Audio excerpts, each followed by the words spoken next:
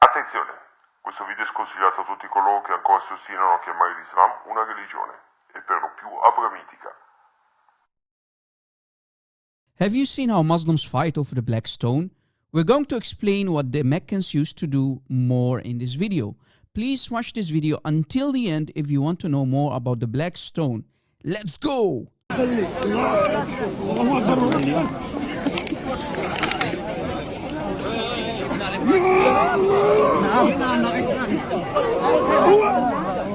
As you saw, Muslims are pushing, even screaming in anger and fighting over the black stone and being hostile to one another just to reach the black stone to touch it, or if capable, smooching it with their lips.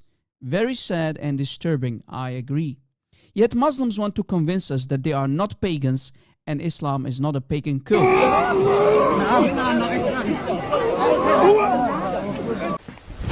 Emotional, damn it! Really? According to the Islamic sources, the stone used to be more white than milk, but the stone became black because the sins of mankind were absorbed into the black stone.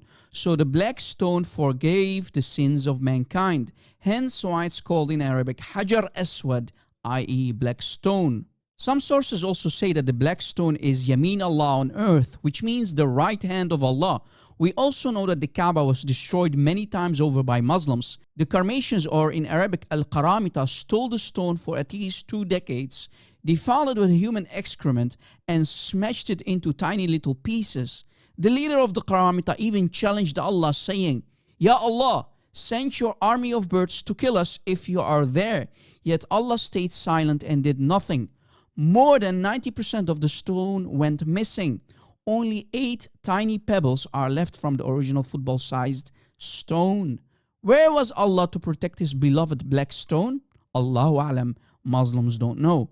Clearly, Allah forgot his promise in the Quran to send his army of birds with tiny stones in their claws to throw it at the enemies of Allah and Muhammad to protect his beloved Kaaba and stone. Yet, as mentioned earlier, both the Kaaba and the stone were destroyed many times over.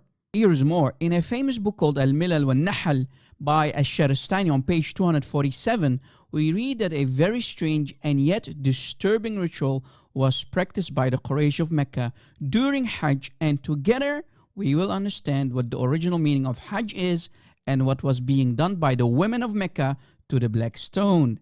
Be warned, the following info could be very disturbing for some people. Hajj comes from the word hak or ihtikak, i.e. rubbing of the female private parts against the black stone of Allah. In other words, the women of Mecca used to rub their private parts on the black stone during their monthly courses for fertility wishes. When women wanted to have a baby, they rubbed their vaginas against the black stone, bleeding on the stone. So the black stone was always covered in blood. Oof, nasty. Not only the women were seen naked, but also the men used to go around the Kaaba with their penises dripping semen. In History of At-Tabari, Volume 1, page 203, we can also read, when it was asked why and how did the black stone turn black, the answer was, menstruating women were touching it. Touching here means rubbing their female private parts against the stone. Yuck!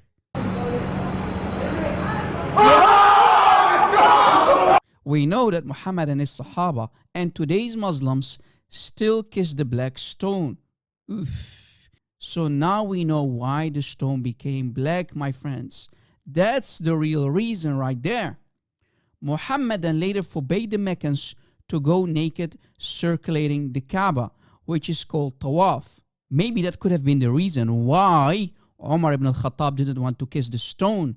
Yet Umar only kissed it because he saw Muhammad putting his lips on the stone, kissing it. Umar, being a Meccan himself, clearly knew what the women of Mecca used to do to the black stone. So he didn't see any advantage or benefit kissing a black stone covered with women's menstruation blood. Oof, very disturbing indeed. Please share this video on social media and stay away from the nasty black stone and pagan rituals of Islam.